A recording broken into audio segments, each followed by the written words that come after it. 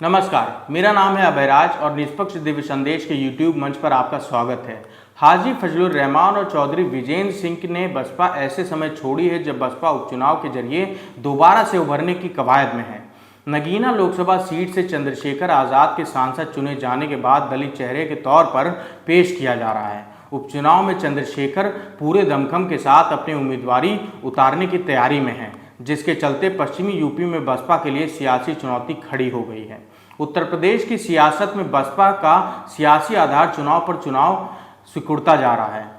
लोकसभा चुनाव में जीरो पर सिमटने के बाद भी बीएसपी की मुसीबत कम होने का नाम नहीं ले रही है। 2024 चुनाव में बिजनौर लोकसभा सीट से लड़ने वाले चौधरी विजेंद्र सिंह ने बसपा छोड़ने के बाद अब सहारनपुर से लोकसभा सांसद रहे हाजी फजलुर रहमान ने गुरुवार को हाथी से उतरकर सपा की साइकिल पर सवार हो गए हैं। इस तरह पश्चिमी यूपी के इलाके से आने वाले दोनों दिग्गज नेताओं ने बसपा को अलविदा ऐसे समय किया है जब पार्टी अपने सबसे मुश्किल दौर से गुजर रही है और उपचुनाव के जरिए दोबारा से उभरने की कवायद में है। ऐसे में बसपा के लिए सियासी चुनौती दिन ब दिन बढ़ती जा रही है।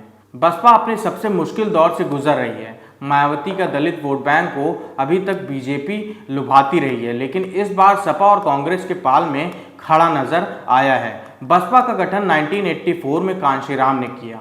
इसके बाद से दलित बसपा का मजबूत वोट बैंक बन गया, जिसके चलते मायावती यूपी के सत्ता पर कई बार विराजमान हुई। 2007 में पूर्ण बहुमत के साथ सत्ता में आने के बाद से बसपा का सियासी ग्राफ गिरना शुरू हुआ था, तो फिर अभी तक रुका नहीं है। 2024 के चुनाव में बसपा को यूपी में 9.39% वोट मिला है, जो 1989 के चुनाव में मिले वोट शेयर के बराबर है। ऐसे में साफ है कि दलित वोटों का बड़ा हिस्सा छिटका है, जिसमें जाट भी शामिल हैं। उत्तर प्रदेश में घटते जनाधार और दलित वोट बैंक पर जंग के साथ ही बसपा के लिए और भी चुनौतियां बढ़ती ही जा रही हैं। पश्चिमी यूपी की ज़्यादातर सीटों पर बसपा के उम्मीदवारों की जमानत तक जब्त हुई है।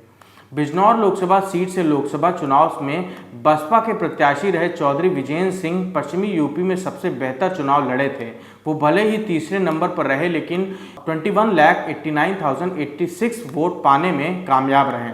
ऐसे में विजेंद्र सिंह का बसपा के सभी पदों से इस्तीफा देना पार्टी के लिए झटका माना जा रहा है। वहीं सहारनपुर लोकसभा सीट से 2019 के चुनाव में बसपा सांसद चुने जाने वाली हाजी फजलुर रहमान ने गुरुवार को पार्टी छोड़कर सपा का दामन थाम लिया है। इस चुनाव में उन्होंने मैदान में उतरने से अपने कदम पीछे खींच लिए हैं। हाजी फजलुर रहमान सहारनपुर 2017 में बसपा के टिकट पर महापौर का चुनाव लड़े थे, लेकिन महज कुछ वोटों से हार गए थे।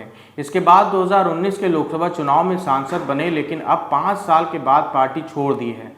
हाजी फजलुर रहमान का मुस्लिमों के बीच अपना सियासी आधार है, काफ़ी सरल स्वभाव के हैं और बड़े कारोबारी होने के चलते लोगों की आर्थिक रूप से मदद भी करते हैं। इसके चलते उनकी पकड़ ठीक ठाक है। हाजी फजलुर रहमान और चौधरी विजेंद्र सिंह ने बसपा ऐसे समय छोड़ी है जब बसपा उपचुनाव के जरिए दोबारा से उभरने की कवायद में है।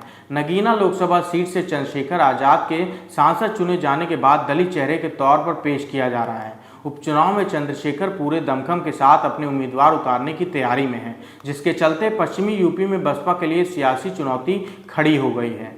यूपी में 10 विधानसभा सीटों पर उपचुनाव होने हैं, जिसमें पश्चिमी यूपी की 4 सीटें हैं। मुजफ्फरनगर की मीरापुर, मुरादाबाद की कुंदरकी, अलीगढ़ की खैर और गाजियाबाद विधानसभा सीट हैं, जिन पर उपचुनाव होने हैं। चौधरी विजेंद्र सिंह जिस बिजनौर लोकसभा सीट से चुनाव लड़े थे, उसी के तहत मीरापुर विधानसभा सीट आती है। बसपा को मीरापुर सीट पर 55,000 वोट मिले थे, जबकि 2022 के चुनाव में पार्टी के उम्मीदवार को करीब 30,000 वोट ही मिल सके थे।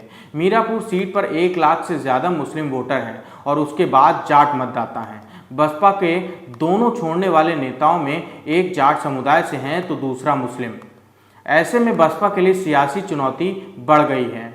लोकसभा चुनाव जीतने के बाद से चंद्रशेखर आज़ाद के हौसले बुलंद हो गए हैं और अब वो अपनी पार्टी को पश्चिमी यूपी में विस्तार करने में जुटे हुए हैं।